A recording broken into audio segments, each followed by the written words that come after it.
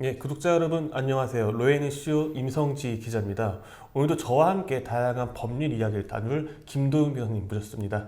변호사님 안녕하세요. 네, 안녕하세요. 김대현 변호사입니다. 예, 변호사님 한 주간 아무 일 없이 잘 지내셨나요? 이런저런 일들이 많았습니다. 특히 제가 휴대폰을 잃어버렸거든요. 아, 예. 네, 혹시 어쩌다가 뭐 집에 가는 길에 택시에서 아마 흘린 것 같습니다.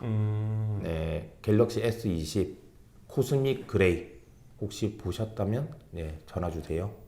네, 전화번호 알아야지 전화를 할까요? 밑에 있습니다. 아, 예, 알겠습니다. 일단 오늘 다룰 이야기는 아무래도 이 분실된 휴대폰을 찾아가는 좀 방법 아니면 방안이 어떤 게 있을까? 그 부분은 좀 다뤄보면 어떨까요?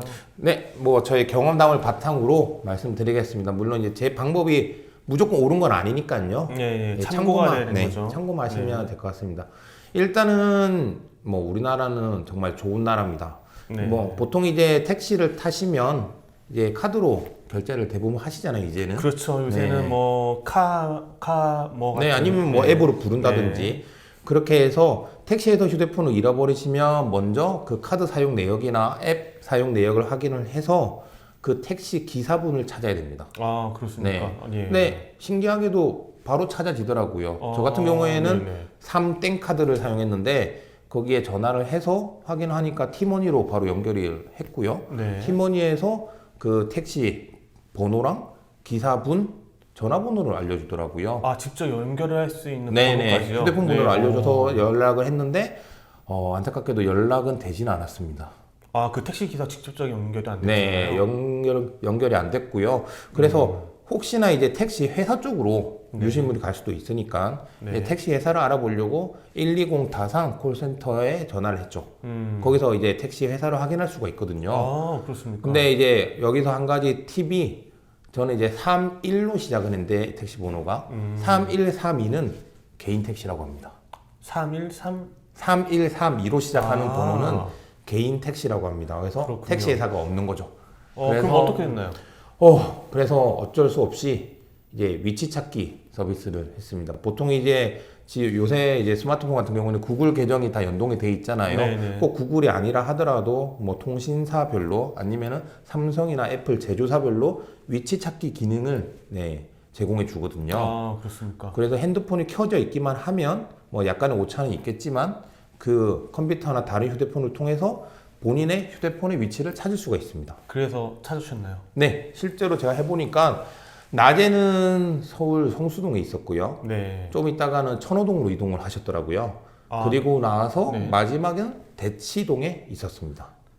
핸드폰이요? 네, 핸드폰이 아마 있었겠죠? 그렇군요. 네, 어떤 분이 주워 가셨는지는 모르겠지만 어쨌든 그렇게 이동을 하셨더라고요. 근데 그 이후에 이제 휴대폰이 꺼져버려서 사실 위치 추적을 하지는 못했는데 휴대폰을 주우신 분이 계시다면 빨리 돌려주시면 감사하겠습니다. 제가 꼭 사례는 할게요. 네, 그렇다 만약에 이 주운 핸드폰을 가지고 네. 뭐 변호사님처럼 물론 악의적이 아니라고 생각을 해야 되겠지만 돌려주지 않고 내가 이거 어떻게 뭐 상업적인 행위를 하든지 예를 들어서 판다든지 할 경우는 어떤 처벌을 받게 되나요?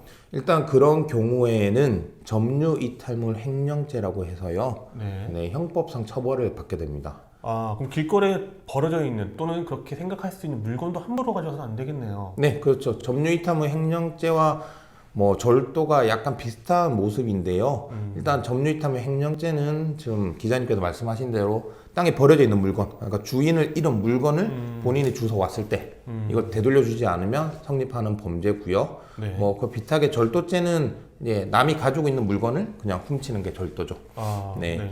그래서 판례를 보면 실제로 고속버스나 뭐 지하철 안에 떨어져 있는 물건을 주워가고 이걸 되돌려주지 않았다라고 하면은 점유이탈물 횡령죄가 성립을 하는 거죠. 그렇다면 지금 변호사님께서 핸드폰을 분실한 지 대략 기간이 어느 정도 됐나요? 저는 이제 한 10일 정도 돼가는 것 같습니다.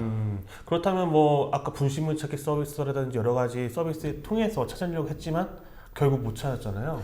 그렇죠. 지금 그 다음 단계는 현재로서는 못 어떻게 찾는 해야 거죠. 되나요? 일단 저 같은 경우에는 저는 이제 택시 기사분의 휴대폰 번호를 받았기 때문에 하루 종일 연락을 했습니다.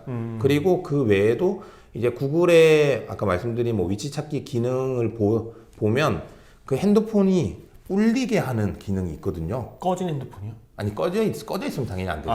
네. 다만 저 같은 경우에 무음으로 해놨는데도 네. 한 5분 정도 네. 윙윙윙 이렇게 울리게 하는 기능이 있어요. 네네. 그래서 그 기능까지 막 계속 실행을 했는데도 택시 기사분께서 뭐 전화도 안 받고 연락도 안 되니까 어쩔 수 없이 저는 이제 경찰서를 찾아갔죠.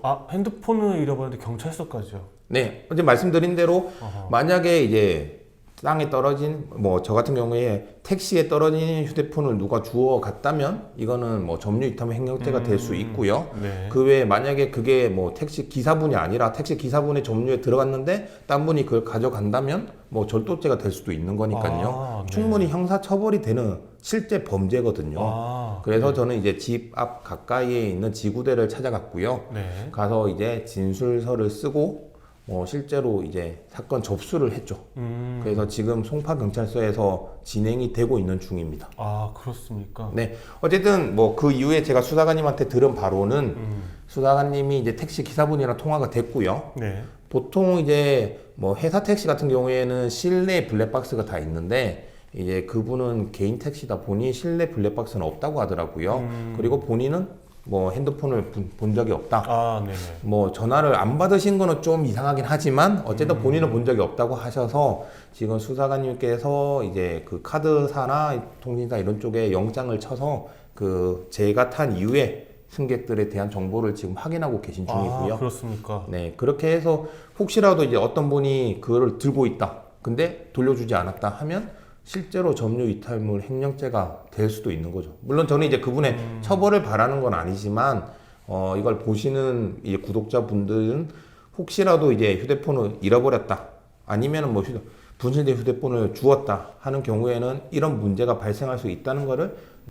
아시는 것이 참 도움이 되겠죠. 네, 저희가 아무래도 좀 쉽게 생각할 수 있는 부분이었습니다. 핸드폰을 잃어버렸을 경우에도 이게 법적으로 처벌할 수 있고 또 저희가 합당하게 찾을 수 있는 방안도 또 경찰을 통해서 가능하다는 점 오늘 이 시간 통해서 알게 되었는데요.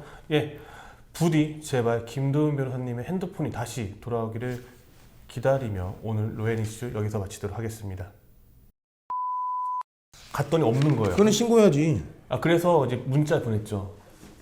그 가져온 사람 달라고. 근데 연락 안 하는 거예요. 그래서 문자 보냈죠. 누가 기자인데 너네 이거 하다 보면 너네 처벌받을 수 있다고.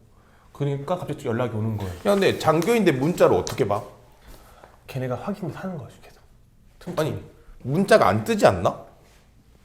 문자 볼 수 있죠. 근데 그렇게 술집에 있는 거 가져가면 절도야 또.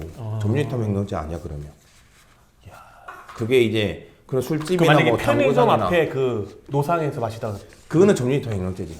이거 또 공간과 장소에 따라 달라져. 그러니까 이게 볼 수 있느냐 없느냐의 문제인데. 카메라에? 아니야, 굳이 안 해도 되는데.